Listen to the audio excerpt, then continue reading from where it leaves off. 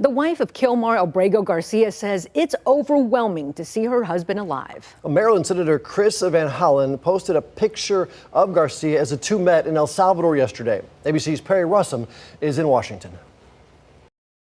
This is one of the first pictures of Kilmar Abrego Garcia since he was last seen head shaved and pushed down, led into that notorious prison in El Salvador.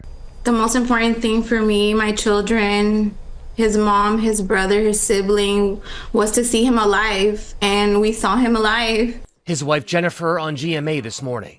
And I keep him in my prayers to bring him back home. Abrego Garcia yesterday sitting down with Maryland Senator Chris Van Hollen, who flew to El Salvador demanding to meet with the man who was wrongfully deported from his state. We need to make sure that the court system works and due process works, because if you take it away for any individual, it's a very short road to taking it away for every American. Abrego Garcia's break from behind bars short-lived. El Salvador's President Nayib Bukele later posting online, now that he's been confirmed healthy, he gets the honor of staying in El Salvador's custody. The Trump administration says they have no intention of bringing him back, despite the Supreme Court's ruling they must facilitate his release and calling his deportation illegal.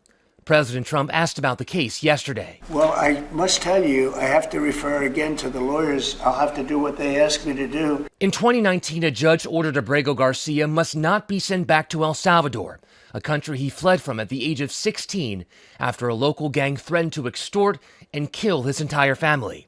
The White House accuses Abrego Garcia of being a violent gang member, even though he has no criminal convictions. A federal appeals court yesterday slamming the Trump administration, writing, "The government asserts that Abrego Garcia is a terrorist and a member of MS-13. Perhaps, but perhaps not.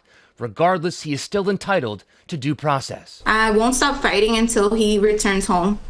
Questions remain over what the prison conditions are like for Abrego Garcia and the other men who were deported from the U.S. without due process. Van Hollen says he'll be giving a full update when he returns to the U.S. this afternoon. Perry Russum, ABC News, Washington.